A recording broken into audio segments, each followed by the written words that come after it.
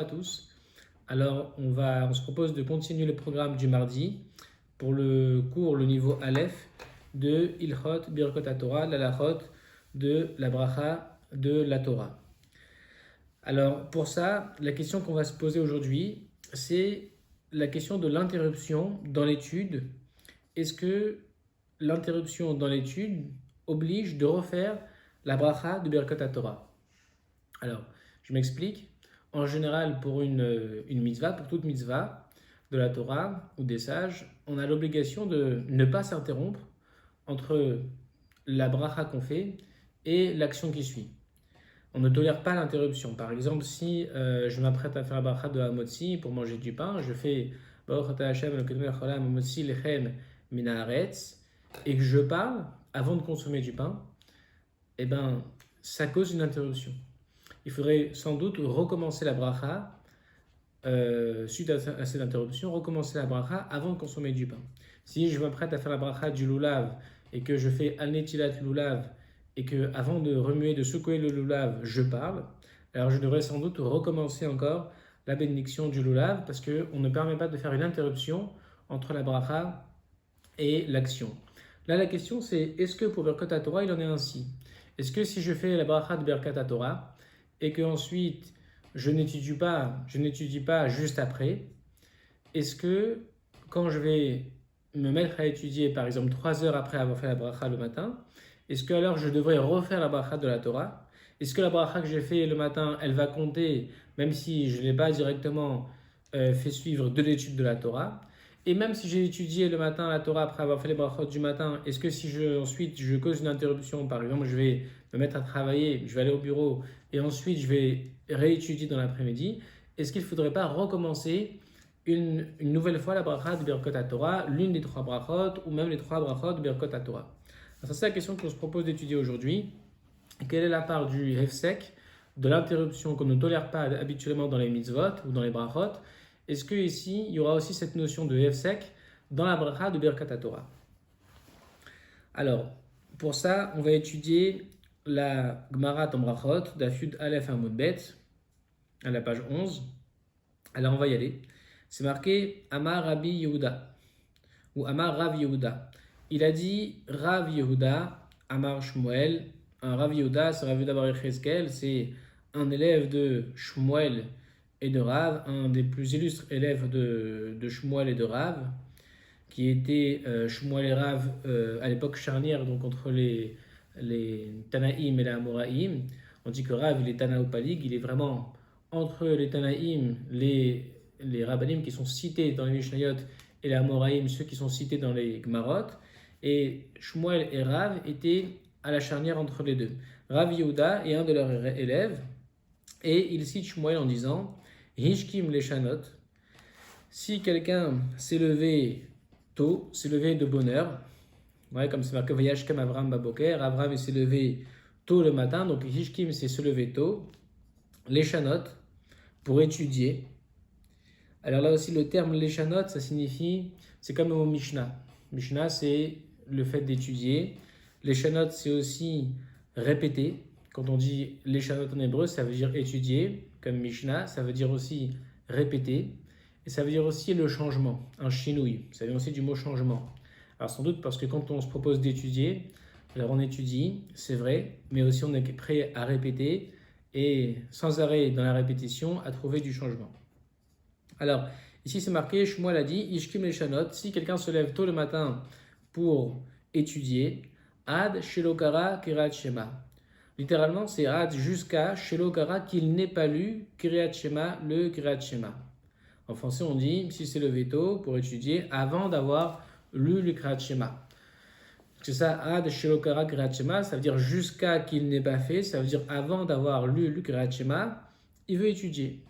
Ouais, le matin, on se lève avant de faire la tefila avec le Kirat Shema. On veut étudier le matin avant la tefila. Alors ici, la Gemara dit Tsarich levarech. Il faut pour ça faire la bracha. C'est les brachot, les 3 brachot de Birkot HaTorah. Ensuite, Mishekara, si il a déjà lu Kriyat Shema, si quelqu'un a déjà fait Kriyat Shema, il n'a pas étudié avant la tefila, il a déjà fait normalement sa tefila, il va à la synagogue, il fait sa tefila. Dans la tefila, le Kriyat Shema. Et ensuite, il va étudier. Et avant d'aller à la tefila, il n'avait pas déjà fait Birkot Torah. Donc, il va directement à la synagogue, il fait le Kriyat Shema dans sa tefila sans avoir au préalable fait le Birkot Torah. C'est ça, Meshikara Kriyat Shema. Il a fait Kriyat Shema. En Sarich Levarech, il n'a plus besoin de faire les brachot de Birkot Torah. Alors pourquoi? Quel rapport entre Kriyat Shema et les brachot de Birkot Torah? La Gemara dit Shikvar parce que déjà, chez c'est que, car Gvar déjà, Niftar Be'ahava Rabba, il s'est déjà rendu patour des brachot de la Torah, Birkot Torah, Be'ahava Rabba, par la formule Ahava Rabba, c'est l'une des brachot qu'on fait avant le Kriyat Shema. Alors nous, les Sfaradim ont dit Ahavat Olam, comme Shulchan Aruch, le Rama, Ashkenazim, ils disent Ahava Rabba. Quoi qu'il en soit, ici, on apprend cette notion que si quelqu'un a déjà fait le Kriyat Shema avant de faire les brachot du matin, il ne peut plus faire, il n'est pas tour de faire les brachot du matin parce qu'en ayant fait Kriyat Shema, il a fait aussi la bracha qui précède Kriyat Shema, c'est Ahavat Olam, Ahava Rabba. Et donc, il ne peut plus faire maintenant Birkot Torah. En ayant fait Ahavat Olam, la bracha de Kriyat Shema, il est exempt de Birkot Torah. Quel rapport entre les deux? Quel rapport entre la bracha qui a été instituée pour le Kriyat Shema et la bracha qui est pour Birkot Torah? En quoi le fait que je fasse la bracha de Kriyat Shema m'exempte de faire la bracha de Birkot Torah? Il n'y a pas de rapport entre les deux. Une fois c'est une mitzvah, ça concerne la mitzvah de Kriyat Shema, une fois ça concerne la mitzvah de Birkot Torah. Je devrais pouvoir faire la bracha de Birkot Torah. Le Rashi dit Shekvar Niftar Be'ahava Rabba. Rashi, sur cette partie de Gemara, il commente. Alors il y a l'entête de Rashi qui ramène la Gemara, Shekvar, parce que déjà Niftar Be'ahava Rabba, il s'est rendu patour Be'ahava Rabba, l'entête qui est en gras. Et là Rashi explique Sheyesh Ba. She, encore une fois, parce que, car Yesh Ba, il y a en elle, Me'en Birkat Torah. Il y a en elle, dans cette formule de Ahavaraba, de Bracha d'avant Kriyat Shema, il y a en elle Me'en, quelque chose qui provient de Birkat Torah. Ça rappelle quelque chose de Birkat Torah. Il y a de la Birkat Torah dans la formule de Ahavaraba. En quoi? Alors Rachid dit, c'est parce que, regarde la formule qu'on dit dans Ahavat Olam, Ahavaraba le matin. Rachid le cite, Veten Belibenu. Et on demande à Hachem qu'il donne Belibenu en notre cœur, dans notre cœur, Belibenu dans notre cœur. L'ilmod c'est d'étudier, ou l'elamed, et d'enseigner. Donne-nous Hachem, on prie Hachem qu'il nous, dans la formule du Kriyat Shema, on prie Hachem qu'il nous donne dans notre cœur la possibilité d'étudier, d'enseigner. L'ishmor, ça va toujours ensemble dans la Torah, enseigner et après avoir étudié. On ne conçoit même pas dans la Torah qu'on puisse apprendre de la Torah sans l'enseigner, ça n'existe pas, ça va toujours de pair. L'ishmor, de garder la Torah, là aussi, on étudie la Torah pour pouvoir la pratiquer et pas avoir des connaissances. Vela asot, et alors l'ishmor c'est garder, vela asot est de faire, ou le kayem est d'accomplir. Il faudrait comprendre toutes les nuances. Et kol divrei Talmud Toratecha, toutes les paroles de Talmud, de l'étude Toratecha, de ta Torah. Donc on dit à Hachem, on prie à Hachem avant Kriyat Shema, dans Ahavat Olam, Ahava Rabba, on dit à Hachem, donne-nous dans notre cœur de pouvoir apprendre la Torah, l'enseigner aux autres, de la garder, de la faire et d'accomplir toutes tes paroles de ta Torah. Telamtam Chukeret Sunecha, et que tu enseignes les lois qui sont de ta volonté, les lois de ta volonté. Alors, ici, Rashi nous explique qu'en fait, la bracha qui a été instituée pour Kriyat Shema, c'est vrai qu'elle a été instituée pour le Kriyat Shema, celle d'avant, le Kriyat Shema, mais en vérité, en elle, elle porte déjà Me'en Birkat Torah. Elle porte aussi de l'essence de la Birkat Torah. Et pourquoi? Parce qu'en fait, on ne parle que de Torah dans cette bracha. Quand on dit à Hachem, donne-nous de pouvoir enseigner, de pouvoir étudier la Torah, l'enseigner, la pratiquer, etc. En fait, c'est un peu comme ce qu'on dit dans Birkot Torah. Si on vérifie les Birkot Torah, c'est ce qu'on demande à Hachem aussi. Va Revna, rends-nous la Torah agréable et qu'on enseigne, on pense aux générations, à l'ensemble du peuple juif, qu'on puisse étudier la Torah. Donc Rashi dit, il y a de la Birkat Torah dans le Kriyat Shema, dans la bracha de Ahavat Olam qui précède le Kriyat Shema. Et c'est pour ça que la Gemara dit que si quelqu'un a déjà fait Ahavat Olam sans faire avant les brachot de Birkat Torah, ça y est, il ne peut plus faire Birkat Torah. Il a déjà fait Ahavat Olam. Ça, c'est le pshat de la Gemara, l'explication de la Gemara commentée par Rashi. Alors, ici, on a posé la question, pourquoi cette bénédiction sur le schéma est-elle valable aussi pour la Birkat Torah? Alors ça, je crois qu'on vient de répondre avec Rashi. Avec Rashi, c'est très clair, c'est parce que précisément, cette bracha qu'on fait de Kriyat Shema, elle porte en elle des paroles et l'essence des bénédictions qu'on fait de la Torah, des Birkot Torah. Ensuite, d'après cette Gemara, qu'on vient de voir dans Brachot, y a-t-il une interruption entre sa bracha et son limoud? Est-ce qu'ici il y a une interruption entre la bracha qu'on fait du Birkot Torah et le limoud? Ça veut dire, vous savez que quand on fait les Birkot Torah, on a pris l'habitude de réciter quelques versets qui se trouvent dans Parashat Naso. Ce sont les versets de Birkot Kohanim. Vaidaber Hashem et Moshe les morts, Deber et Aaron, Velebanav les morts, etc. Il y a 6 ou 7 versets, je ne sais plus. Alors on fait après Birkot Torah, on a l'habitude, c'est comme ça dans les Sidurim, de faire quelques versets. Quelques versets comme pour dire à Hashem, voilà, on a fait les 3 brachot de Birkot Torah, et maintenant on se propose de dire un peu de Torah. Mais d'après la Gemara qu'on a lue, on dit, y a-t-il une interruption entre sa bracha et son limoud? Est-ce que entre la bracha de Birkot Torah, il y a la notion de hefsek, d'interruption entre les brachot et l'étude? D'après la Gemara qu'on vient de dire, apparemment non. Pourquoi? Parce que la personne qui n'a pas fait la bracha de Birkot Torah, mais qui, on a dit, ayant fait Ahavat Olam ou Ahava Rabba, et s'est exempté maintenant de faire le Birkot Torah, la Gemara n'a jamais dit qu'on lui demande ensuite d'étudier juste après sa tefila. Après son Kriyat Shema, là il y a encore la Hamida, mais après sa Hamida, après cette filaire, on ne lui dit pas va étudier tout de suite, pas du tout. On lui dit tu as fait Ahavat Olam, tu as fait Ahava Rabba, tu es maintenant exempt de Birkot Torah. Et tu as étudié après, juste après? Non, pas forcément. Donc ça veut dire qu'on peut concevoir que quelqu'un, peut-être que si aussi, il fait comme il faut Birkot Torah, sans dire ensuite les 6 psukim qu'on a l'habitude de dire nous aussi après, sans étudier juste après, il serait peut-être tout de suite aussi yotze de Birkot Torah. Il n'aurait pas à les refaire par la suite.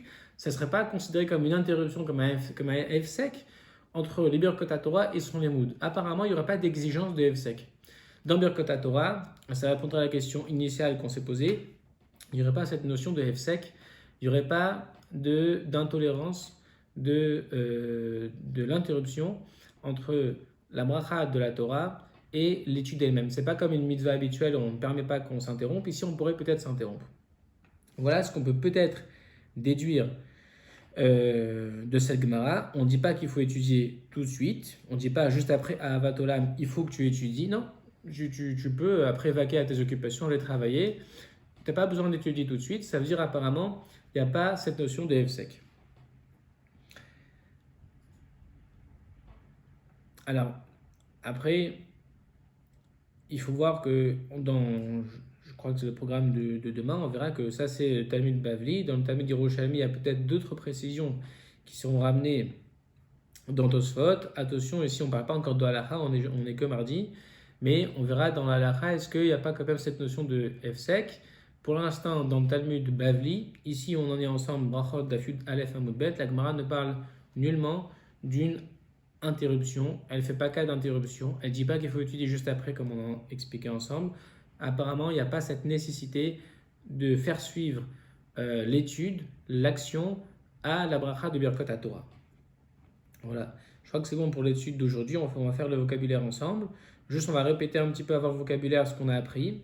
Rav Yehuda Amar Shmueli, il a dit ceci, quelqu'un qui se lève tôt pour aller étudier, avant d'avoir fait Kriyat Shema, il doit, avant ça, faire les brachas de Birkot Torah. Comme on fait habituellement, on se lève, on fait la bracha de Birkot HaShachar, dedans il y a Birkot Torah, ensuite on fait la tfila qui comporte aussi le Kriyat Shema avec ses brachot. Si quelqu'un il s'est levé, il a fait Kirat Shema avant d'avoir fait Birkot Torah, on dit il fait plus maintenant de les brachot de Birkot Torah. Pourquoi? Parce que avant Kirat Shema, il y a une certaine bracha de Ahavat Olam ou Ahavat Rabba selon les rites, Sfarad Ashkenaz. Et on dit, lui, en ayant fait Ahavat Olam, Ahavat Rabba, il est maintenant pas tour de Birkot Torah. On a dit comment ça se fait. Rashi a expliqué la Gemara, c'est parce que la bracha de Ahavat Olam, elle comporte en elle aussi les mêmes éléments que Birkot Torah, c'est-à-dire l'attachement à la Torah qu'on exprime à Hachem et aussi les demandes qu'on fait à Hachem de nous donner les possibilités d'étudier, d'enseigner, de s'occuper, de garder la Torah, toutes les paroles de la Torah. Et c'est pour ça que si on fait Ahavat Olam ou Ahavat Rabba, on ne peut plus faire Birkot Torah. On en a déduit ensemble que sans doute il n'y a pas la notion de hefsek, d'interruption, qu'on peut rencontrer dans d'autres mitzvot. Il n'y aura pas cette notion d'interruption dans la Birkot Torah, c'est-à-dire que concrètement, on pourra faire apparemment Birkot Torah et ensuite faire autre chose, vaquer à ses occupations, sans devoir étudier juste après les brachot de la Torah. Comment on le sait de la Gemara? La Gemara dit tu fais Ahavat Olam, tu es exempt de Birkot Torah, sans que la Gemara n'ait exigé qu'on fasse juste après la Tfila, qu'on étudie des paroles de Torah. Donc il n'y a pas forcément de lien à avoir entre les brachot de Birkot Torah et la bracha et l'étude de la Torah elle-même. Alors voilà. Alors maintenant, les mots du jour à apprendre. Alors ici, c'est marqué N. N, c'est la négation, ce qu'on dit il n'y a pas. N, il n'y a pas. Alors à ne pas confondre avec in. In, c'est oui, c'est l'affirmation. Alors dans le texte, dans la Gemara, en plus, il n'y a pas les pointillés, il n'y a pas les voyelles. Alors il faut faire attention, il faut voir le contexte pour voir si est-ce que la Gemara veut dire N ou elle veut dire oui.